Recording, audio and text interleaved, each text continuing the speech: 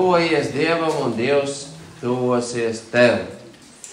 Šādu tēmu turpinām mēs šo brīnišķīgo Jēkaba vēstuli, kas ir, kā brāļi tur saka, tagad tāds varētu teikt skaidrojums, tagad tāds tulkojums daudzām vietām rakstos.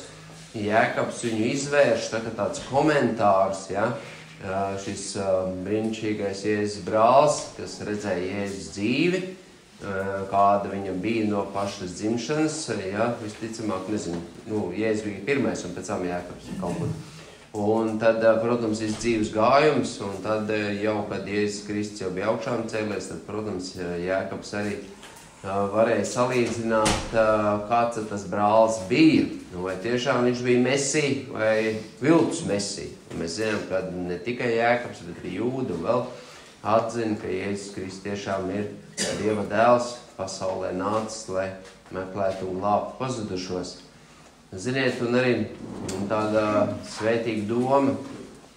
Mēs visi esam cilvēki, mēs esam saskarsmē ar citiem cilvēkiem un dzīvojam šo laicīgo dzīvi, ejam uz skolu, ejam uz darbu, kaut ko daram sabiedrības labā, beigās jau tur kāda vecuma pakāpe iestājās un pensija pienāk, un jau jāgatavojas mūžībai, un tā tas cikls turpinās, citi dzimst, citi mirst. Bet, ziniet, pats svarīgākais ir nevis dzīves laikā prast socializēties, bet prast tātad atrast attiecības tuvību ar dzīvo Dievu. Kam tu personīgi vairāk gribi pieķerties? Radītājam vai radībai? Vai kam tu esi pieķēries? Radītājam vai radībai? Redziet, tātad mums ir jāceļ savu skatu uz augšu un jāiepazīst šis radītājs aizvien vairāk, un skaidrs, ka mēs pat visas dzīves garumā, vienalga, cik tev ir šīs te garīgais stāsts vai garīgais briedums, liels vai mazs, vienalga mums aizvien ir ko iepazīt un būs ko iepazīt, un visas mūžības garumā mēs nespēsim aptvert Dievu godību, Dievu varnību. Tādēļ, ja viņš arī teica, tuvojieties Dievam, un Dievs tuvosies jums, izlasīsim vēlreiz no Jēkaba vēstules 4. nodaļas, tur no 6. panta, drusīņās atgādināsim šo te iepriekšējā kontekstu, ja. Toties viņš dod lielāku žēlastību, tādēļ raksti saka, Dievs stājas pretī lepniem, bet pazemīgajiem dod žēlastību. Tad, padodieties Dievam, stājieties pretī velnam, un viņš bēgs no jums. To mēs pagājušajā svētdien vairāk skatījāmies, kā to praktiski izdarīt, un nākošais ir 8. pants. Tuvojieties Dievam, tad viņš tuvosies jums. Šķīstiet rokas grēcinieki un skaidrojiet šaubīgi sirdis. Dieva mīlestība, varētu teikt, ir beznosacījuma. Viņš mīlēja mūs, kad mēs vēl bijām grēcinieki. Viņš atdeva savu dzīvību, kad mums vēl vispārībā neprātā nebija ienākusi doma, ka tāds Dievs ir, ka tāds pestītājs ir. Pareizi, ja? Šajā ziņā Dievs ir iniciators, lai nāktu nevis cilvēku dvēseles nomaitāt caur Jēzu Kristu, bet caur viņu glābt. Ja? Tātad šī derība, ko Dievs piedāvā cilvēkiem, ticot uz Jēzu Kristu, iemantot mūžīgo dzīvi, kļūt par Dievu bērniem, varētu teikt, it kā ir no augšas novadīta uz leju un it kā vienpusēji. Līdz tam brīdim, kad cilvēks dzird patiesību un dzird evaņģēliju vēstu, kad Tēvs viņu sāk vilkt, tad cilvēka atbildība ir vai nu šo patiesību atzīt un pieņemt, vai noraidīt. Ir tā vai nav ko? cilvēks ir tagad aicināts, redz, kur ir. Te mēs lasījām iepriekš konkrēti jau veikt darbības. Dievs no sākuma saka, es pats Dievs lepnajiem stājos pretī. Tātad Dievs ir pret cilvēkiem. Tad Dievs saka, tuvojiet, padodieties Dievam. Tātad mūsu uzdevums ir padoties Dievam, stāties vēlnam pretī. Tad vēlns bēgs no mums. Un trešā pozīcija ir Dievs tuvojas, mums ir jātuvojās Dievam, un Dievs tuvosies mums. Te ir cilvēka atbildība šajā procesā iesaistīties. Nu, absolūti, pareizi, ne? Un cilvēks domā, manā vietā visu Dievs izdarīs. Dievs patiesi, tik brīnišķīgs un daudz labas lietas mums dod un dara, ja, ka spēj tik pateikties, ko mēs bieži vien aizmirstam. Bet mūsu atbildība ir tuvoties Dievam, tad Dievs tuvosies mums. Nu, atgādināšu mazlietiņās vēl pašā sākumā, ja kāds to ir piemirsis vai pirmoreiz dzird, to, ka Dievs aizvien nāk pie cilvēkiem. Dievs aizvien nāk pie cilvēkiem. Un tad, kad Jēzus Kristus atvadījās no saviem mācekļiem pēc augšām celšanās, apstuļu darbos 1. nodaļā, 8. pants, mēs zinām, kad mācekļi prasīja, kungs, kad vai tu tagad uzcelsi savu valstību, vai tu padzīsi romiešus un nodibinās atkal Izraēlu brīnišķīgu, plaukstošu valsti, un tā kā tas bija Salamana laikā, Dāvida laikā, tad Jēzus teica, nav jūsu daļa zinātne stunda laiku, tēvs ir nolicis paši savā ziņā, bet viņš saka, es par jums parūpēšos. Viņš jau dzīves laikā to sacīja, ka viņš sūtīs aizstāvu, skolotāju, palīgu, tas ir Svēto garu. Un šeit ir rakstīts 8. pantā, tad apstuļu darbi 1.8, bet jūs dabūsit spēku, kad Svētais gars būs nācis pār jums, un būsit mani liecinieki, kā Jeruzālemē, pestīšana nāk no jūdiem, ja pirmie draudzes locekļi bija tikai jūdi, tā visā Jūdejā un Samarijā, pēc tam jau apstuļi aizgājuši Samariju, un līdz pat pasaules galam. Un mēs zinām, ka pirmais, kas nes evaņģēliju vēst, Dievs sūtīts šeit Eiropā, tas ir Pāvils. Dievs viņu bija izredzējis un atsūtīja šeit uz Grieķiju. Ja? Un to mēs visi apstuļu darbos varam lasīt. Pa visam šiem misijas ceļojumi bija 3. Apstuļu darbi, 26. nodaļa, ja? Tātad mēs redzam, ka Dievs nāk pie cilvēkiem. Kā? Caur cilvēkiem. Ja? Viņš sūta cilvēkus, kuri saņēmuši šo Svētā gara dāvanu, šo spēku no augšienes, un viņi iet un dara par mācekļiem visas tautas, sludinādam evaņģēliju. Lielajā bēdlaikā Dievs pats pat no debesīm sludinās evaņģēliju, būs arī 2 liecinieki, būs arī 144 tūkstoši no Izraēla ciltīm, jā, 12 šie liecinieki, bet patreiz viņš to ir uzticējis mācekļiem, lai mēs ceļam priekšā šo evaņģēliju visām tautām. Un mēs zinām arī, un esam dzirdējuši daudz liecības, kad arī mūsdienās joprojām misionāri brauc uz ļoti bīstamām vietām, viņi saņēmuši no Dieva aicinājumu, pat uz cilvēkēdāju ciltīm, un tāpat tur Indiju, Ķīnu, visur kur, ja, musulmaņu zemēm, un daudz tiek nokaut, un daudz svētīgi kalpo. Tātad šis uzdevums joprojām ir spēkā, un, protams, ja viņi to dara Dievu gara spēkā, tad arī Dievs viņiem palīdz, jo viņi ir padevušies Dievam, viņi ir tuvojušies Dievam, Dievs ir tuvojies viņiem, un viņi ir Dieva rokās. Un tagad skatāmies, Pāvils ir ieslodzījumā, un viņu tur pratina vairāk kārtīgi Cezarejā, apstuļu darbu 26. nodaļā, un tagad ir atnācis tur paklausīties Pāvilu, viņa liecību, kā viņš ir atgriezies, tāds ķēniņš Agripa, ja? Viņš skaitījās šī tāda Hēroda mazdēls, ja? Un tad reku paskatāmies, viņš tur aizstāvās, un viņš saka, kad viņa apspīdēja gaišā dienas laikā milzīgi gaismu, ka viņš bija ceļā uz Damasku ar pilnvarām, arestēt kristieši, sodīt, mocīt, ja, lai viņi atsakās no Kristus, jo viņš bija pārliecināts, ka Kristus nav īstais Mesija. Un tagad reku ir, un kad viņš dzirdēja šo balsi, un te mēs lasam 26.15 sacīt, es sacīju, kas tu esi, kungs? Tas kungs atbildēja, es esmu Jēzus, ko tu vajā.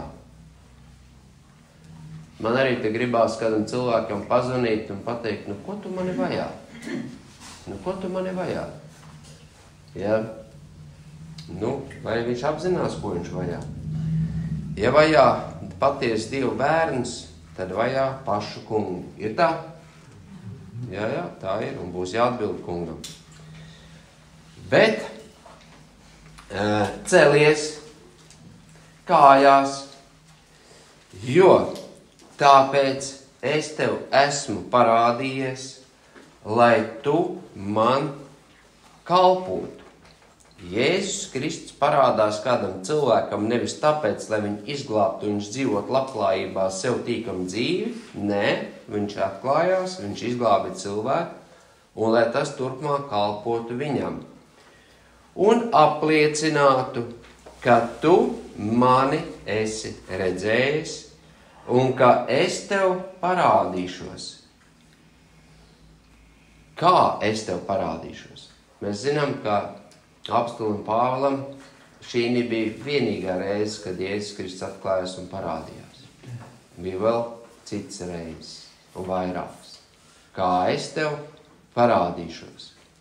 Jo viņš bija izredzēts ierocis, lai sludinātu evaņģēliju. Tālāk, lai tevi izglābtu no šīs tautas un pagāniem, pie kuriem es tevi sūtīšu. Nu, un kāds tad ir tas sūtītāja uzdevums? Ko viņš saka šim Pāvilam, tajā laikā Saulam, tajā brīdī, kad viņš sastapās ar Jēzu Kristu? Kāds tas uzdevums? Atvērt viņu acis, lai tie atgriežas no tumsas gaismā, no sātana varas pie Dieva. Mums vakar Dēslas valsts dārzā bija kādi ciemiņi, es viņus tur izvedu ekskursijā, un kas ir bijuši, tie zina, ir mums tur tāda emocija istaba, ja? Un kad iet pilnīgā tumsā, un tad var taustīt visādus tur putnus un zvērādas un žokļus un ežus un tarantulus un visu kaut ko, ja? Un tā kā es pieminēju, ka tev jāatrod ir tarantuls, nu tad emocijas gāja pa gaisu. Ak vai, nē, man bail, nē, Es saku, izstiep roku, nē, nestiepšu, ja? Cilvēki tumsā neredz, kur viņi iet. Un ja vēl kaut ko tādu interesantu pasaka, tad emocijas, kā es saku, ir ļoti saviļņots, un viņš tur cilvēki ir tādi satraukušies un tā tālāk, ja? Nezin, kas tur būs. Jā, mīļie. Kad cilvēks staigā garīgā tumsā savos grēkos, viņš taču ir akls un stulbs. Viņš nezin, kur viņš iet, ir tā? Pār ko viņš kritīs? Kas viņu sagāja? Un ziniet, un tad, kad es atvēru durvis, es teicu, un tagad paskatieties, viss tik priecīgi, ja? Tik laimīgi, nu var redzēt, nu ir gaisma. Nav nemaz tik briesmīgi. Nav nemaz tik briesmīgi. Tagad tu redzi, tad jā. Tur iekšā viss bija mīris. Tie bija izbāzeņi, vienalga, kas tur, ja? Bet, kad iznācām ārā, cik brīnišķīgi dzirdēt putiņu čivini, svaigs gaiss, saulīt spīd, puķīts zied un tā tālāk, viss dzīves. Tieši tāpatās arī cilvēks. Viņš domā, ka atrodoties sātana varā, viss jau ir kārtībā, tā jābūt. Mēs vakar arī tur tā pārunājām, liela daļa no šeit klātsošiem arī dzimuši tā saucamajā Padomju Savienības sistēmā, pareizi. Un ko tad mēs zinājām, kad mēs bērni augām, ka varbūt arī savādāk? Neko mēs nezinājām. Mēs tā bijām piedzimuši, uzauguši, Un mēs uzskatījām, ka tas ir pilnīgi normāli. Tie vecāki atgāju cilvēki, kas bija piedzīvojuši Latvijas brīvību, tie jau zināja, kad ir citādāk. Bet mēs, 60, 70, 80 gados dzimuši, mēs taču neko nezinājām, ja mums kāds nepastāstīja pareizi. Mums likās, tas ir pilnīgi normāli. Tieši tāpat tas arī cilvēks, ka viņš dzīvo savos grēkos, savā ļaunumā, viņš domā, ka tas ir pilnīgi normāli. Kā? Kaut gan sirdsapziņa un vainas apziņa ik pa laikam nostrādā, bet viņš jau nezina, kur meklēt palīdzību. Tad, kad pavisam ir draņķīgi, tad jau, protams, visādas mierinājuma avotus meklē. Bet šeit apostols saņem uzdevumu no kunga Jēzus Kristus atvērt viņiem acis, lai viņi atgriežas no tumsas gaismā, no sātana varas pie Dieva. Jūs redziet, Dievs aizvien nāk pie cilvēkiem. Vai, mīļie brāļmāsas, mums arī tāds uzdevums no Kristus ir dots, lai mēs to iet un darītu? Vai cilvēkiem patiesību sludināt? Ir vai nav? Ir. Kā viņi zinās, no kā viņiem, uz kurien viņiem ir jāatgriežās? Ticība taču nāk no sludināšanas. Mums ir jāliecina, mums ir jāaicina, mums ir jāskubina. Kāpēc mēs to darām? Tāpēc, ka mēs pazīstam Dievu, bet viņu nepazīstam. Nevis uz pavēli, bet tāpēc, ka mēs pazīstam. Mēs pagājušajā šodien mācījāmies, kāpēc Jēzus Kristus ir nācis miesā. Ja? Redziet, tātad reku ir atvērt viņa acis un lai viņi atgriežās no sātana varas pie Dieva, jo tas slepkava ir briesmīgs. Velns un sātans. Un tālāk ir sacīts, un ticībā uz mani dabū grēku piedošanu, mantojumu svēto pulkā. Redziet, lai ticībā uz Jēzus Kristus dabūtu grēku piedošanu un mantojumu svēto pulkā. Atceramies, romiešiem vēstulē arī sacīts, kad mēs tagad esam Dieva bērni, kas ir Kristū, un mēs varam saukt abu tēvs. Ja mēs esam bērni, tad mēs esam arī caur Jēzus Kristu skaitā mantiņiem. 19. pāns. Tāpēc, ķēniņa Agripa, es šai debesu parādībai neesmu bijis neusticīgs, bet esmu sludinājis vispirms, skatāties, tur, kur Pāvils atgriezās, tur viņš uzreiz arī sludināja. Viņš bija ceļā uz Damasku un paskatāties, ja? Vispirms tiem, kas dzīvo Damaskā. Tad Jeruzālemē un visā Jūdu zemē, kā arī pagāniem, lai tie nožēlo savus grēkus un atgriežas pie Dieva un dara darbus, kas grēka nožēlas cienīgi. Jēzus Kristus pašā apostļu darba sākumā dod uzdevumu, ej, sludini evaņģēliju, jūs dabūsiet spēku pa visu pasauli. Reku Pāvils pēc vairākiem gadiem jau to plaši īsteno. Ne tikai viņš, tur Silvāns un Barnaba un Apols un daudz, kas Bībelē pieminēti. Ja? Redziet, mīļie, uzdevums kāds ir, lai tie atgriežas pie dzīvā Dieva un dara darbus, kas ir grēka nožēlas cienīgi. Kā to saprast? Ir daudz cilvēku, vajadzētu iet uz grēks pasūdzēt. Jāaiziet tur pie mācītāja vai pie tāda, aiziet izsūdz. Un tad cilvēks saņem it kā šo grēku piedošanu, un ko viņš dara? Visbiežāk iet un turpina grēku. Bet te ir skaidrs atzīts, kas ir grēka nožēlas cienīgi, lai dara darbus. Jānis Kristītājs teica, un nesiet patiesas atgriešanās augļus. Es sarunājos te kādu laiciņu atpakaļ kādu cilvēku, kurš ļoti daudz ir veltījis savu dzīvi tieši visām te apceļošanām, svētvietām, tur gājis pie visādiem svētiem, tur lūdzies un pie visiem tiem mirušiem pīšļiem un visu. Tur ārprāts. Tik žēl visu to klausīties, visu to zina. Un es uzdevu jautājumu. Es teicu, bet vai tev tavu grēku ir piedot? Tāda pauzi, jā. Un es jau zinu, kāpēc teicu jā. Tāpēc, kad aizgāju pie priesteri, priesteris pateica, jā, tev tavu grēku piedot, ejam mieru. Es saku, labi, bet ja tu šodien nomirsi, kur tu pavadīsi mūžību? Oi, to jau neviens nevar zināt. To neviens nevar zināt. Tā ir patiesība, ka neviens nevar zināt? Mums vajag zināt. Man ir jābūt skaidrībā, uz kurien es dodos, kam es piederu, pareizi, ne? Kam es kalpoju. Ir skaidri gaiši stāv rakstīts tik daudz rakstvietās, kam ir dēls, tam ir mūžīgā dzīvība. Pareizi, ja?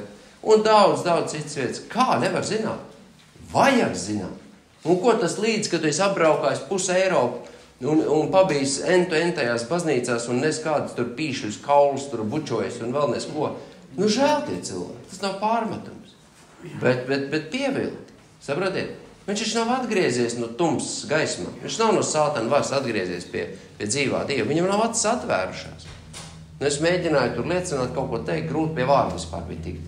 Tur tāds plūdums bija, kad ar piedzīvojumiem, nu grūti.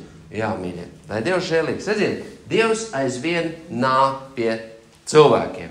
Arī joprojām šodien, arī tur, kur varbūt tās liekas bezcerīgi. Bet pie Dievam visas lietas ir iespējams. Otrais. Kā un ar ko cilvēks drīkst tuvoties Dievam? Kā un ar ko cilvēks drīkst tuvoties Dievam? Atkal, skaisti vārdi, tuvojieties Dievam, Dievs tuvosies jums. Nu jā, pareizi piekrītu, āmen. Kas tas ir tuvoties Dievam? Nu kā? Reku paskatāmies, kā tas notika vecā derībā. Jā, vecā derībā.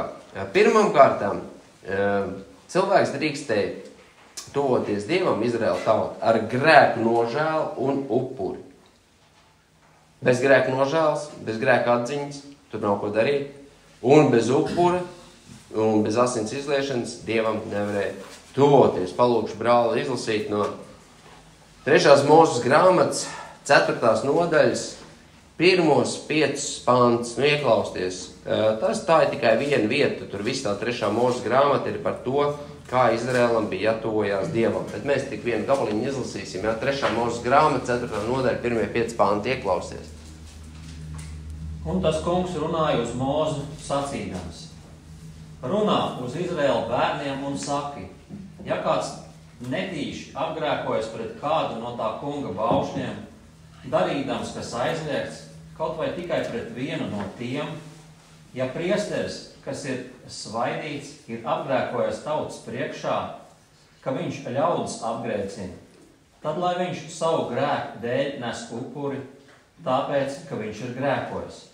Viņam ir jāupurē tam kungam par grēku upuri jauns vērsis bez vainas, lai viņš pieved vērsi pie saiešanas telts durvīm tā kunga priekšā, un lai viņš liek savu roku uz vērša galvas, un lai vērsi nokauj tā kunga priekšā. Un tad, lai svaidītais priesteris paņem daļu vērša asiņu un ienes saiešanas teltī. Kas tad bija teikts? Apgrēkojies netīši, ja? Kaut vai pret vienu no Dievu pateiktiem likumiem. Un ja viņš ir apgrēkojies pat netīši, tad viņš ir apgrēkojies pret visiem Dieva likumiem. Jūs saprotiet? Un viņam jau ir jānāk Dievu priekšā. 4. nodaļā rakstīts par grēknožēlas upuri. Tur tālāk 5. nodaļā par vainas upuri, 1. nodaļā par dedzināmā upuri, 2. nodaļā par pateicības upuri, tur vēl līgojumie upuri un vēl, viss kaut kas ļoti daudz. Kad tur cilvēks ir apgānījies, kad viņam tur kaut kas pie veselības nav kārtībā, kad tas jādara, un tur ir tik precīzi viss tas jāveic, un tad, kad Ārona dēli tur domāja, nekas aiziesim uz svešu uguni, neizpildīsim tā, kā te bija Mūzes pateicis, mēs tad pēc savas saprašanas izdarīsim, kas viņiem notika, no altāra izgāja uguns un viņus aprīja. Tas bija tik nopietni. Augstais priesteris, ja gāja iekšā vissvētākā vietā, viņš varēja tur nokrist beigts, ja viņš pats nebija salīdzinājies. Un par saviem grēkiem nebija nesis upuri pienācīgi, cienīgi, un par tautas grēkiem viņš varēja nokrist beigts, un tad viņas kājas vienkārši ar šnori vilka ārā, ja, no turienes, jo baidījās cilvēki vispār iet pie vissvētākā vietā, tur, kur bija tad derības šķirsts. Mīļie, cik mēs šodien esam, piedodiet, no ļaunā pievilt un piemānīt, cik mēs viegliprātīgi ejam pie dzīvā Dieva un pieprasam no Dieva tikai sveitīt to, iedod veselību, iedod naudu, iedod attiecības, iedod to, visu kaut ko dod. Pagaid, bet Dievs, ko tu gribi no manis?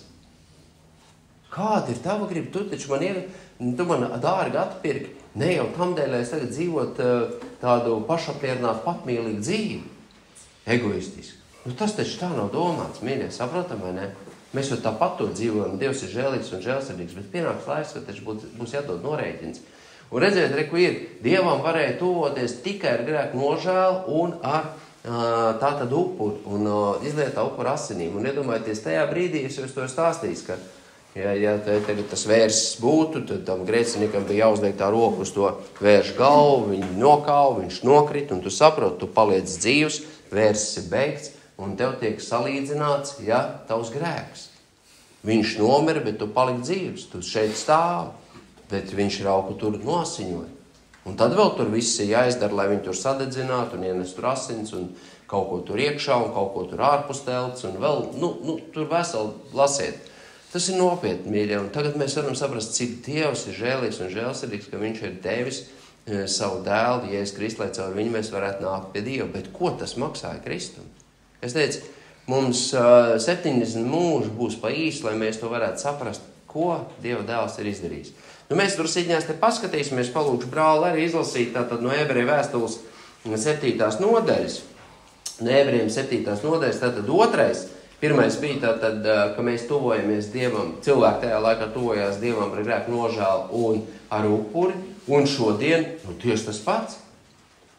Ar grēku nožēlu mums jāiet, bet caur Jēzus Kristus upuri mēs ejam pie Dieva un pateicoties viņa izlietajām dārgajām asinīm, mēs varam iegūt pilnīgu grēku piedošanu. Ja tad vecajā derībā notika salīdzināšanās un tur vajadzēja pat katru dienu upurēt un tur bija vēl visādi noteikumi, ja kā tas tur notika, tad tagad tas ir no Kristus izpildīts no līdz Ebrejiem 7. nodaļa no 25. līdz 28. pantam.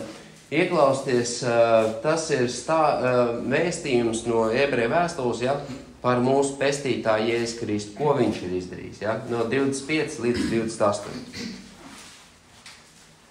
Tādēļ arī viņš var uz visiem laikiem izglābt tos, kas caur viņu nāk pie Dieva, vienmēr dzīvs būdams, lai tos aizstāvētu. Jo tāds augstais priesteris mums arī pienācis, svēts, bez ļaunuma, neaptraipīts, atšķirts no grēciniekiem un pacelts augstāk par debesīm, kam nevajag kā tiem augstiem priesteriem ikdienas upurēt vispirms par saviem, pēc tam par tautas grēkiem. Jo to viņš ir izdarījis reiz par visām reizēm pats sevi upurēdams. Jo bauslība ieceļ par augstiem priesteriem cilvēks ar vājībām, bet zvēras vārds, kas nāca pēc bauslības, dēlu mūžam pilnību. Jā, mīļie, te var apstāties un domāt un iedzināties un skatīties paralēlās raksturvietas, kad viņš, Jēzus Kristus ar savām asinīm, viņš mūs ir atpircis. Ne tā kā augstie priesteri, kad gāja iekšā vissvētākā vietā ar āžu un teļa asinīm, bet viņš iegājis ar savām asinīm. Un reiz pa visām reizēm viņš ir upurējis. Viņam nevajag upurēt ikdienas, tā kā to darīja priesteri. Ja? Ikdienas upurēt par saviem grēkiem un arī par tautas grēkiem. Un viņi jau to bija iemācījušies darīt, varētu teikt, tā mehāniski. Mēs arī daudz lietas daram pēc ieraduma, un ieradumam ir liels spēks. Ir tā, ja? Es atceros, kad ļoti, ļoti interesanti, piemēram, mēs lielākā daļa šeit visi zina lūgšanu mūsu Tēvs debesīs. Ja, ko Jēzus Kristus teica, mūsu Tēvs debesīs, svētīts, lai top tavs vārds, lai nāk tava valstība un tā tālāk. Un to mēs bieži vien daram, kā? Mēs viņu lūdzam vai noskaitam? Redziet? Es domāju, ka būsim godīgi. Un reizi vien, es vismaz noteikti, es vienkārši viņu noskaitīju. Bez tā, ka tur būtu klāt man sirds.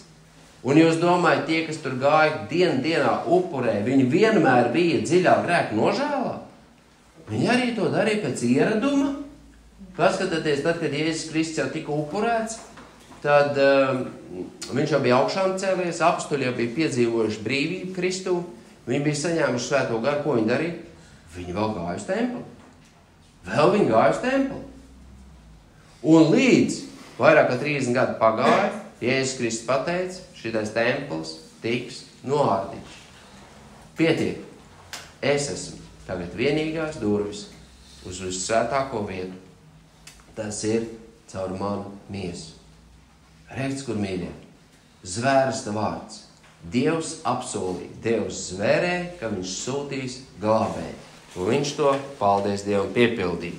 Palūkšu vēl brāli nolasīt vēl vienu vietu, Ebrejiem 9, no 11 līdz 15, arī, kas ļoti labi ilustrē šo to, ko mēs runājām, ka mēs tagad varam tuvoties Dievam, pateicoties Jēzus Kristus upurim un viņa dārgajām izlietājām asinīm par taviem un maniem grēkiem.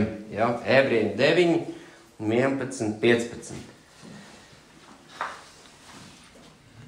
Bet Kristus atnācis par nākamo labumu augsto priesteri, caur lielāko un pilnīgāko telpu, ne rokām taisīto, tas ir ne šai radībai piederīgi, ne ar āžu un teļu asinīm, bet ar savām pašu asinīm reiz par visām reizēm ir iegājis svētnīcā un panācis mūžīgu izpirkšanu. Jo, ja āžu un vēršu asins un jaunas govs pelnu apslakstot sagānītos šķīstību miesu šķīstībai, cik daudz vairāk Kristus asins, kas mūžīgā gara spēkā pats sevi ir bezvainīgi upurējis Dievam, šķīstīs mūsu sirdsapziņu no nedzīviem darbiem, kalpošanai dzīvajam Dievam. Un tādēļ viņš ir jaunās derības starpnieks, lai pēc tam, kad viņš nāvē sagādājis atpestīšanu no pirmās derības laikā izdarītajiem pārkāpumiem, aicinātie saņemt apsolīto mūžības mantojumu. Viņš ir panācis savām asinīm mūžīgu izpirkšanu. Iefiksējāt, ja? Nevairs salīdzināšanu, ja? Kad salīdzināja mans grēks ar to nokritušo vērsi, kas manā vietā nokrita vai āvi kupurē, vai āzi, rūbeli, vai ko, bet konkrēti izpirkšanu. Jēzus Kristus ir ar savām asinīm mūs dārgi atpircis, ja? Un tad, kur tur bija arī rakstīts, kad, lai kalpot mēs dzīvajam Dievam, tātad un sirdsapziņu šķīstīšana, ja? Ar šķīstu sirdsapziņu. Jūs esat dzirdējuši, galvenais rīkojies pēc sirdsapziņas un viss būs kārtībā. Mīļie, paskatāmies, kāda sirdsapziņa bija komunistiem, ka viņi slepkavoja kristieši. Kāda sirdsapziņa ir kanibāliem, kas ēd cilvēkus? Kāda sirdsapziņa ir tiem, kas upurē savus bērnus? Vai tad sirdsapziņa ir tā, kas noteiks, kas ir patiesība un kas ne? Dažādās tautās, dažādās ciltīs ir dažādas izpratnes, un dažāda sirdsapziņa, vai ne? Jā, mīļie, šī ziņā, reku ir, lai šķīstīt no nedzīviem darbiem, šķīstai dzīvai sirdsapziņai. Un ziniet, kas ir šī sirdsapziņa? Man ļoti patīk, ka es neatceros, kurš to man tāds Edens Tozers sacīja, kad sirdsapziņa ir kā tiesnesis. Bet tiesnesis neizgudro un neraksta likumus.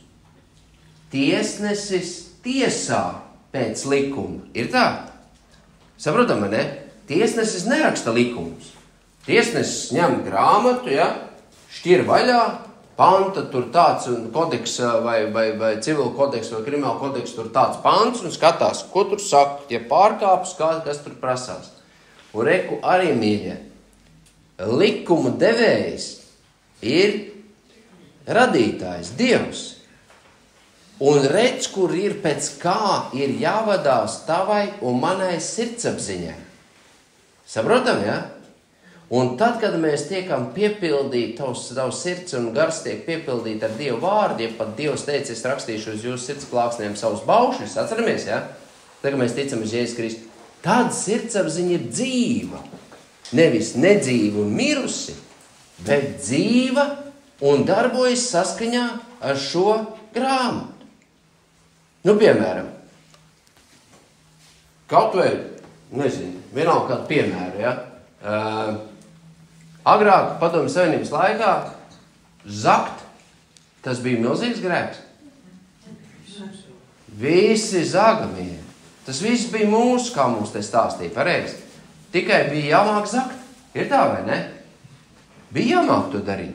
Un to daudz darīt. Bet tad, kad mēs kļuvām ticīgi, mēs varējām turpināt zakt.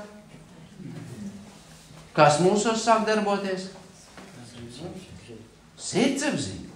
Svētais gars caur sirdsapziņu. Taisnotā sirdsapziņa sāk uzrādīt. Es atceros, kā viens brālis arī. Viņš ļoti brīnišķīgi liecību nodeva. Viņš teica, es strādāju celtniecībā un skatos, tur daudz tie materiāli visi visādi ir. Nu, paņem pēc ieradumu kaut kādu un ej uz mājām. Un pēc tam eju pa ceļam un atjēdzos. Ko es daru? Ko es daru? Jūs saprotiet? Un tā tev ej atpakaļ, atgriez un atdod. Bet citi joprojām vēl zob bez sirdsapziņas pārmetumiem. Pareizi, ne? Kāpēc? Tāpēc, ka viņam nav šķīstīts sirdsapziņas. Viņš jau zina, ka tev nebūs zakt. To jau viss zina. Bet viņš viņu notrulina. Un visi sāds attaisnojums atrod, vai ne? Un tādēļ mums ir dots jaunās derības starpnieks, un tas ir vienīgais starpnieks starp Dievu un cilvēku, mums pestītājs Jēzus Kristus. Redz, ko nozīmē tuvoties Dievam. Un no Pētera vēstules izlasīsim 1. Pētera 1, 18, 19. Un tur ir sacīts 1. Pētera 1, 18, 19. Jūs zināt, ka esat ne ar iznīcīgām lietām, sudrabu vai zeltu atpirkti no savas aplamās dzīves mantotas no tēviem. Bet ar Kristus šī bezvainīgā un nevainojamā jēra dārgajām asinīm. Atpirkts, lai turpinātu grēkot? Nē, tev ir atvērts acis, tu esi no tumsas atgriezies gaismā, no sātana varas pie Dieva, caur ticībā uz Jēzus Kristu un caur viņu esi saņēmis grēku piedošanu un mantojumu svēto pulkā. Redz, ko padara bezvainīgās, dārgās Jēzus Kristus asinis, ko mēs arī šeit dziedam. Kāds spēks, brīnum darošs spēks, kur? Dieva jēra asinīs. Un bez asins izliešanas nav šķīstīšana, un ja mēs kāds gribam iet pie Dievu, apējot Jēzus Kristu, tad tādā gadījumā nekāda tuvošanās Dievam nesanāk. Bet atkal mēs nožēlojam savus grēkus, caur grēku nožēlu, un ar Kristus upuru, viņa dārgajām asinīm, mēs varam tuvoties svētajam Dievam. Un tagad mums ir dots žēlstības laiks, ka mēs bez bailēm varam tuvoties pie žēlstības troņa, lai saņemtu šo apžēlošanu un palīdzību no dzīvā Dievu caur Jēzu Kristu. 3. Man jādara to, ko Dievs grib. Tagad man ir jādara to, ko Dievs grib. Un atkal, mīļie, nevis uz pavēli. Tā būs reliģija un tikai. Ja tu esi vienkārši amatnieks, tu tur pildi, skrien, ej, dari, pildi, nekas tur nav. Bet, ja tu pazīsti dzīvo Dievu, un ja tu viņu mīli, un ja zini, ko viņš priekš tevis ir izdarījis, tagad es pasaku Jēzus Kristus vārdā, es esmu padevies dzīvējumu Dievam, Sātana atkāpies, es nepildīšu vairs tavu gribu, es nepildīšu mies to, ko tu gribi, bet es darīšu to, ko mans kungs saka. Paskatāmies vēlreiz, Jākab 4, 7, 8. Tad, padodieties Dievam, stājieties pretī velnam, un viņš bēgs no jums. Tuvojieties Dievam, tad viņš tuvosies jums. Šķīstiet rokas grēcinieki un skaidrojiet šaubīgie sirdis. Redziet, lai tuvotos Dievam, ir jāšķīstī savas rokas. Tu nevari ar nešķīstām, netīrām, smirdīgām rokām iet pie svētā Dieva. Pieņemsim, ēdināšanas iestādē, tagad pēkšņi sāktu apkalpot restorānā pie galda asinizators, kas pat kā ir kanalizācijā pabijis, ja, tur kaut ko sakārtos. Tas cilvēks ņems no viņu to ēdienu. Viss smird, viss netīrs. Ko tu man te dod? Taču, nē, pareizi. Te mēs iedomājamies, ka mēs pie svētā Dieva varam iet ar aptraipītu sirdsapziņu, sirdi un ar nešķīstām rokām. Ja mēs to neesam šķīstījuši dārgajās Jēzus Kristus asinīs. Ja? Palūkšu brāli arī izlasīt no Jesajas grāmatas 1. nodaļa. Tur ir ļoti vērtīga arī šī nodaļa, kur Dievs uzrunā ļoti nopietni un smagi Izraēla tauta, ka viņi nepazīst Dievu. Viņš teica, pat ēzelis zina savu saimnieku silu, bet jūs mani nepazīst. Jūs ejat pa saviem pašizraudzītiem, briesmīgiem bezdievības ceļiem. Ja? Un te tad, reku viņš saka, un daudzreiz ir tā, kad esmu arī dzirdējis, un jūs arī esat redzējuši, ja? Ja pacels rokas gaisā, tad Dievs noteikti uzklausīs, ne? Būs tā, ja? Nē. Viņš pat novērsīs savu skatu, viņš teica, man tas riebīgi. Un te mēs tagad izlasīsim no 15. panta līdz 18. Ja? Jesaja 1, 15, 18. Andie? Tātad to mēs izlasīsim. Jo redzi, es saukšu visas ziemeļvalstu... Nē, 1. nodaļa. Jesaja 1, 15.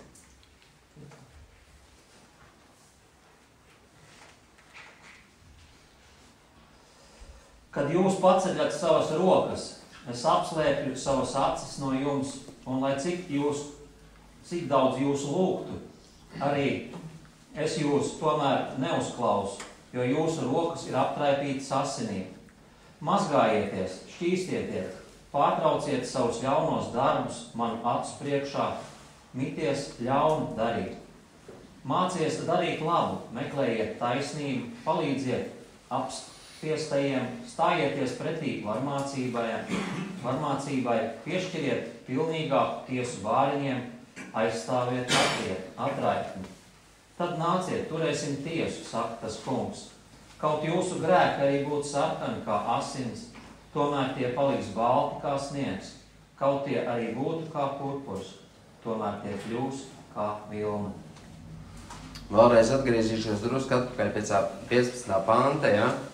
Kad jūs paceļat savas rokas, es apslēpju savas acis no jums. Un lai cik daudz jūs arī lūgtu, es jūs tomēr neuzklausīšu, jo jūsu rokas ir aptraipītas asinīm. Redziet, tu vari celt no rīta līdz vakaram tās rokas. Un Dievs saka, es tevi neuzklausīšu. Es tevi neuzklausīšu. Kāpēc? Tāpēc, ka tās ir aptraipītas ar grēku un netaisnību un asinīm. Un mīļie, un atkal paskatāmies, tas ir vienkārši ārprāts, kas pēdējā laikā notiek ar šo te visu netiklību, nešķīstību un visām šitām perversijām un viss, kas te tagad var redzams telefonos un televizoros, ja. Un tad cilvēki dara šo grēku, pārkāp laulību un vēl visu kaut ko un nešķīstībā dzīvo tie, kas ir vienatnē. Un tad viņi netīri, nešķīsti saka, nekas, es lūgšu Dievu, man jau Dievs saka palīdzēs. un turpini dzīvot savos netiklības, nešķīstības grēkos. Dievs uzklausīs? Neuzklausīs. Kamēr tavs netīrās rokas nebūs nošķīstīts ar kungu Jēzus Kristus dārgajām asinīm, un kamēr tu patiesi nenesīs īsts un patiesi atgriešanās augļus, nekas tur nebūs. Un saka, jā, bet es jau Dievu lūdzu. Bet nekas nenotiek. Kāpēc nekas manā ģimenē nemainās? Kāpēc bērni neatgriežas? Kāpēc vīrs, kāpēc sieva, kāpēc rādi, kāpēc, ja? Tāpēc, ka tavs rokas ir aptraipīts ar grēku. Nešķīsts, netīrs. Un tā viņš to tālāk saka, ka izdara to, ko Dievs saka, piepilda viņa gribu, un tad viņš teica, un tad nāciet un turēsim tiesu. Un kaut jūsu grēki būtu sarkani kā asins, tie paliks baltāki kā sniegs. Kristus dārgajās asinīs. Redziet, mīļie, tātad redz, kur ir šķīsti iet rokas grēcinieki, nedomā, ka tu ar aptraipītām nešķīstām rokām vai zodz, vai nodarbojas ar nešķīstību, vai dara otram pāri, vai žņaudz savu brāli, vai tur vēl kaut ko. Tas vienalga, kas var būt, jā, rokām daudz, ko mēs varam darīt, protams, tur viņa kājas steidzās izliet asins, viņa rīkli atvērts kaps, un aiz viņa lūpām ir čūskas inde, un viss šitais te, ja, ko mēs zinām arī, kas 3. romiešiem nodaļā rakstīts, tas viss ir nopietni. Tādēļ mums ir jāatgriežas un jāsakārto attiecības ar Dievu, tā ir tuvošanās Dievam, ja?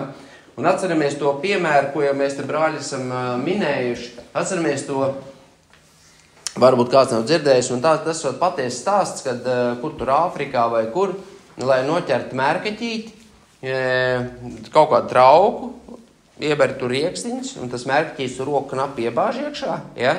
Un viņš iebāž tur to roku iekšā, un tur ir rieksti. Viņš tos riekstus saķer, bet tagad ņemt ārā, un viņš nevar. Saproties, jo viņam tie rieksti traucē, tā roka ir liela, tā ķērs rociņu, ne? Un viņš nevar caur to kakliņu dabūt ārā. Un nāk tagad tas metnieks, viņu tuliņās jau ņēmis ciet, viņš ir izmismā, viņš kliedz bļauj, bet rieksts viņš nelaiž vaļā. Un viņi noķer. Tas ļoti uzskatāms piemērs.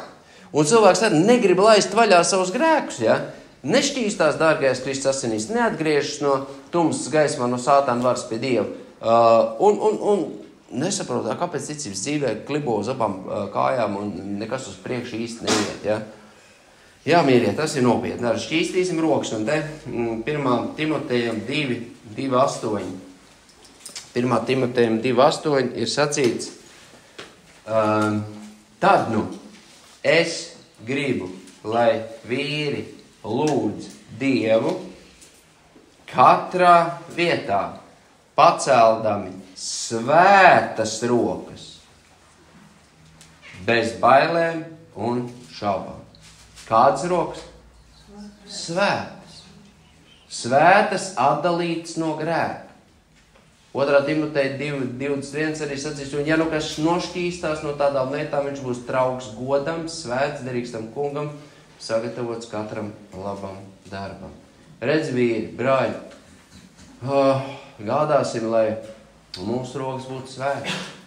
Kā tie katru dienu upurē par sevi un tautas grēkiem, tā mums katru dienu jāšķīstī savas rokas, savas sirdsapziņu, ja? Atkal un atkal Kristus dārgajās asinīs. Bet tas nenozīmē, ka es tagad grēkoju, es tik lūdzu piedošanu un turpinu to pašu grēku darīt. Nē, tas nozīmē, tu esi joprojām neatgriezies, tu esi tā kā cūka, kas nomazgāt vārtās dubļos un kā suns, kas atgriež pie saviem vēmekļiem. Cīņa būs, bet Dievs ir solījis palīdzēt. Otrais, tātad man tagad ir jāpilda Dieva griba, un es to gribu darīt. Atbrīvojies no sirds šaubām. Šaubas. Tā arī ir viena briesmīga lieta, pareizi, ne? Un nevar saprast, uz vienu pusi skrien, uz otru pusi skrien, un nevar saprast arī, ko darīt, kā darīt, ja? Paskatīsimies Jēkab 4:3-4. Jūs lūdzat un nedabūjat, tāpēc, ka ar ļaunām sirdīm lūdzat, lai to šķiestu savās kārībās. Laulības pārkāpēji cilts, vai jūs nezināt, ka šīs pasaules draudzība ir Dieva ienaidība? Kas gribētu būt pasaules draugs, tas nostājas par Dievu ienaidību. Šeit kāds grib palikt ienaidā ar Dievu, nostāties par Dievu ienaidnieku. Es nedomāju, lai Dievs pasarga kādu lepnību un iedomību, jo Dievs stājas pretī lepniem, bet pazemīgiem viņš dod žēlstību. Tādēļ, mīļie, lai mēs šķīstītu savus rokas un sirdsapziņu, tātad, un skaidrojot šaubīgie sirdis, tad mums ir arī kaut kas jādara. Tātad visu pirms, kas tad mums ir jādara? Atbrīvojies no visiem šaubīgiem priekšmetiem, mācībām un ieradumiem. Atbrīvojies no visiem šaubīgiem priekšmetiem, mācībām un ieradumiem. Un ziniet, un šajā ziņā, braļmās, mēs citam ļoti brīnišķīgi varam palīdzēt. Tā varētu būt. Ir lietas, ko es neieraugu. Man arī bija atnācis ciemos kāds brālis, un viņš man saka, jau vakars bija, jau iet mājās, viņš saka, Māri, ieslēdz te uguni. Es saku, labi. Viņš saka, kas tev tur aug karājās pie logu? Es saku, kas karājās? Nu, tur tāds kaut kāds zvaigzne, kaut kāds tur briedītis, tur vēl tur kaut kas. Viņš saka, tur viens cilvēks man teica, ka kas viņam ir mājās, redz, kas viņam ir mājās, redz, viņš tur sātanu pielūdzējis. Bet tas cilvēks man nevienu vārdu neteica. Bet viņš aiz muguras iet un izplata tēnkas un ļaunu slavu. Bet nepienāca un nepateica. Bet šis brālis pienāca un pateica, viņš saka, reku ir. Es tā paskatījos, es tiešām nezināju. Bet es tā padomāju, ja tas ir par piedauzību kādam, viņš tiešām nebija nekāds tur, netur tāds milzīgs kaut kāds atribūts vai vēl kaut kas, lai tur viņam būtu kāda nozīme. Vienkārši dekors, ja.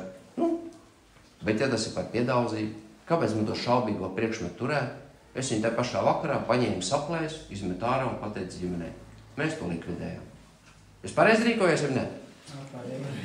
Viss, pēc kā man turēt? Pēc kā man tas vajadzīgs? Ja tas ir kādam par piedauzību, un ja tur tiešām tā pentagramma kaut kā tur nedod Dievs darbojās, paldies tam brālim, kas pateica. Vai jums nevajag, kad kāds pasaka? Es zinu, ka te ar viens no brāļiem teica, ka vienmās zvanīja un pateica arī, kur viņam ir kaut kas vēl no vecās dzīves pielips. Un paldies Dievam, cilvēks to ņem vērā. Redziet, bet nerunājot mīļie apkārt riņķī, tas ir ļaunums, tas ir grēks. Ja jūs redzat, ka brāli vai māsai ir problēma, pieeja pasaka zem 4 acīm, nevis paiet gads un 2 un turpin indi liet par to brāli, par to māsu. Es toreiz pie viņa biju, es toreiz redzēju, ja? Bet pats ir tik gļēvs, tik liekulīgs, tik divkosīgs, ja? Kad pienāk pateikt, to nepasaka. Bet visiem citiem iet stāst. Jūs saprotiet, tas ir grēks vai nav? Ir grēks. Protams, tad cilvēkam pašam būs jāatbild Dievu priekšā. Tā kā no visiem šaubīgiem, apšaubāmiem priekšmetiem, mācībām, tā skaitā, un arī ieradumiem. Ja? Es te nepakavēšos, bet būtība. Tātad atbrīvojamies, lai tev ir brīvība, lai tu neesi aptraipīts un apgānīts. Un Jēkab 1.5, ja? Tur sākot, Jēkab 1.5, mēs ar to gājam cauri, bet atgādināšu, ja? Šo brīnišķīgo, un ja kādam trūkst gudrība, bet ja kādam no jums trūkst gudrība, tas, lai to lūdz no Dieva, kas visiem dod devīgi un nepārmestams, un viņam taps dots, bet lai viņš lūdz ticībā, nemaz nešaubīdamies, jo, kas šaubīdamies, kas tur bija? Kas šaubās līdzinās vēja dzītam un mētātam jūras vilnim. Jo tāds cilvēks, vīrs ar dalītu dvēseli, lai nedomā, ka viņš no tā kunga kaut ko saņems, ja? Tātad, reku ir, ja kāds šaubās, ja kāds nav pārliecināts, ja kāds nestaigā ticībā, un ja viņš turpina lūgt, bet viņš nav šķīstījis savus rokas un savu sirdi un sirdsapziņu Kristus dārgajās asinīs, tad viņa lūgšana ir veltīga. Ja kādam trūkst gudrību, lūdziet, bet lūdziet to ticībā, ka kungs atbildēs, viņš piešķirs savu mīlestību, savu žēlstību, ja, un atklās patiesību. Paskatieties Filipiešiem Filipiešiem tur 1:6 ir sacīts, ka tas, kas pie jums ir šo brīnišķīgo labo darbu iesācis, viņš viņu pabeigs līdz mūžības dienai, līdz tā kunga dienai. Ja mums ir daļa pie Kristus un pie evaņģēlija izplatības, tur ir konteksts no 3. līdz 6. pantam. Tu nevari paņemt 6. pantu un ignorēt augstāk minētos pantus, ja? Tātad, ja mums ir daļa pie Kristus evaņģēlija, tad, jā, Dievs iesāk to darbu, pie tevis un mans pabeigs līdz mūžības dienai. 3. šeit, vaimanā un raudi par saviem grēkiem. Vaimanā un raudi par saviem grēkiem un par Dieva pretiniekiem. To mums ik pa laikam, mīļie, ir jādara. Jo mēs joprojām esam miesā un spējīgi kļūdīties. Mēs jau tur lasījām, ka Dievs ieceļ priesterus ar vājībām, ar nepilnībām. Pilnīgs vīrs, kas ir nodzīvojis un nav klups ne vārdā, tas ir Jēzus Kristus. Mēs tādi neesam, pareizi.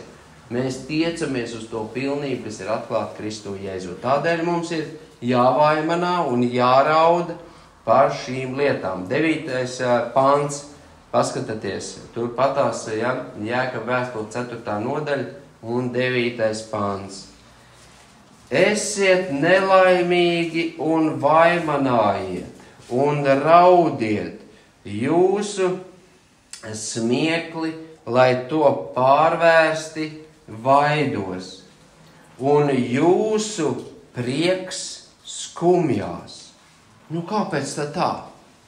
Nu, tāpēc, kad nepriecājies ar šiem te visiem pasaules priekiem un baudām un nelec šai pasaulē līdzi, netopiet šai pasaulē līdzīgi. Ja kāds grib līdzināties šai pasaulē, ja kāds grib būt šīs pasaules draugs, tad viņš nostājas par Dieva ienaidnieku. Atceramies, ja? Un ir laiks, kad mums ir jāraud par šiem cilvēkiem. Jāraud arī par to, ka es esmu smējies tur, kur nevajadzēja smieties.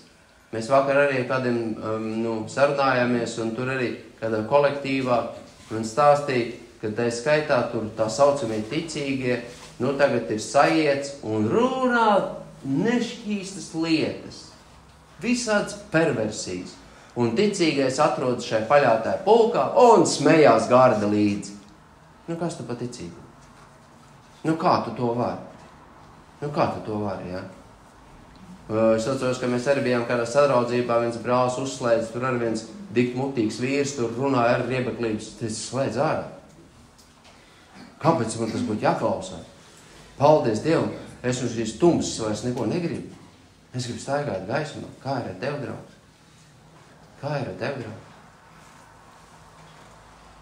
Lūkas 6, 24. Jēzus Kristus reku saka, Lūkas 6. nodaļa, 24. pants.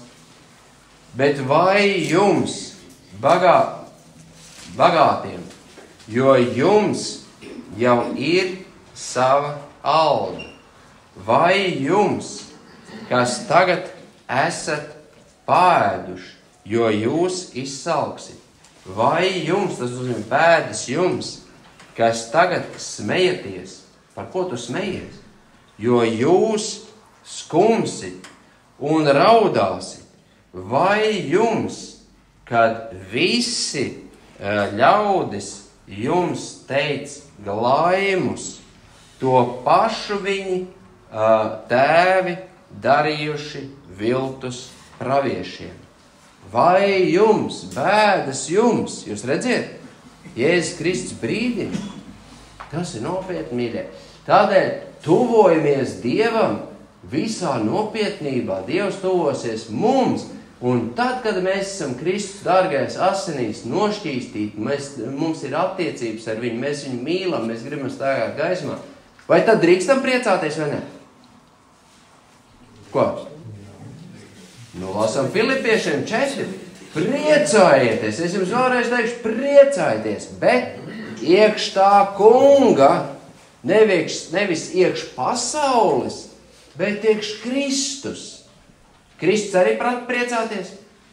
Jā, mīļie. Viņš taču ir devis prieku. Ko viņš teica? Svētā gara augurs. Mīlestība, prieks, miers. Redziet, bet tev ir jāsaprot, par ko tu priecājies, kam tu pievienojies, ja? Vai šīm te ļaunumam, ko šī pasaule piedāvā, vai tā patiesībai, kas Kristo Jēzu, ja? Un pēdējais Lūkas evaņģelija 10. nodaļa, un tur no 20. panta mācekļi bija piedzīvojuši, kad viņiem paklaus ļaunie gari. Viņi iet, kalpo un dziedina slimos, uzmudina mirušos, ļaunie gari paklaus, pilnvars ir iedots no Kristus, ja, šiem mācekļiem, un tad Jēzus Kristus saka, tas vairākās vietās teikts, bet šeit viena vieta, ja. Tomēr Jēzus Kristus saka, nepriecājieties par to, ka gari jums paklausa, bet priecājieties par to, ka jūsu vārdi ir ierakstīti debesīs. Kas tavu vārdu ierakstīja Jēra dzīvības grāmatā?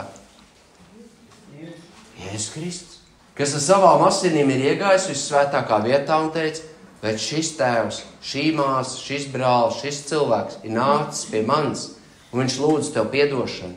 Jēzus ir dzīvs, viņš mūs aizstāv, viņš saka, ierakstīsim šo vārdu mūsu grāmatā, dzīvības grāmatā. Tā kā nepriecājies, ka šeit uz zemes tev kaut kas milzīgi te veicās, izdodās, par to pateicies Dievam. Bet priecājies, ka tavs vārds ir ierakstīts dzīvības grāmatā, un Dievs ir apsolījis, viņi nekad no turienes neizdzēst. 21. pants. Un tanī pašā stundā Jēzus kļuva priecīgs svētajā garā un sacīja. Cik interesanti. Atkal trīsvienība. Tēvs, Dēls un svētais gars. Jēzus kļuva priecīgs svētajā garā un sacīja. Pie kā viņš vēršās? Viņš tagad tuliņās mēs izlasīsim, vērsīsies pie tēva. Un trīsvienība aizvien vairāk var redzēt Bībelē bagātīgi. Agrāk es tā neredzēju. Es tev pateicos, Tēvs, debes un zemes kungs, ka tu šīs lietas esi apslēpis gudrajiem un prātīgajiem un atklājis tās bērniem. Atceramies, Jānis, Jēzus Kristus māceklis savās vēstulēs, kā viņš uzrunā ticīgos? Bērni. Ziniet, un es redzu, cik bieži mēs esam spējīgi vēl uzvesties kā tādi bērni. Kaut kas mums nepatīk, kaut kas mums patīk, kaut kas mums aizvaino, kaut kas mums kaitina. Ir tā. Un mēs to cīnāmies. Tagad tādi bērni brīžiem. Bet ir rakstīts, nepaliksim bērni visu laiku. Pieņemsim šo vīru briedumu, ja? Tātad, bet vienalga mēs esam bērni. Un ja bērni, tad arī mantinieki. Tās atklājas es bērniem. Tiešām, Tēvs, tāds ir bijis tavs labais prāts. Visas lietas man ir mana Tēva nodotas, un neviens nezina, kas Dēls ir, kā vienīgi Tēvs, un kas Tēvs ir, kā vienīgi Dēls. Neviens līdz galam nezina, kas ir Tēvs, kāds ir Tēvs, tik cik raksta atklāja, tik ir. Un tieši tāpatās neviens līdz galam šodien no mums nezina, kas ir Dēls un kāds ir Dēls. Kā vien Tēvs. Un tad skatāties, skaists vārds tālāk sacīts, kā vien Dēls. Un kam šis Dēls? Šis Dēls to grib atklāt. Kungs Kristus atklāja tev īsto patiesību, kā tuvoties Dievam, kā Dievs tuvosies tev, un kā svētajā garā priecāties, ka tu to esi saņēmis. Jūs atceraties, kad Jēzus Kristus gāja saviem mācekļiem, Mateja 16. nodaļā, un tur viņš uzdeva jautājumu, ko ļaudis saka, mani esam? Un citi saka, tās, bet ko jūs saka? Un atcerieties, ko Pēters teica, tu esi visaugstākā Dieva dēls, tu esi Kristus. Un Jēzus teica, Sīmon, Pēter, svētīgs tu esi, jo ne miesa un asins to atklāja, bet mans Tēvs, kas ir debesīs. Mīļie, šīs patiesības arī mums. Dēls atklāja, ja mēs tuvojamies viņam, ja mēs meklējam ar viņu attiecības, ja mēs gribam izprast viņu, un ja mēs gribam viņam piederēt un kalpot, un ja mēs gribam nonākt tur, kur viņš ir, ja mēs gribam visu pirms labas, brīnišķīgas attiecības ar radītāju, un tad tikai ar radību, ja mums nav šī kārtība sev. Lai Dievs palīdz. Āmen.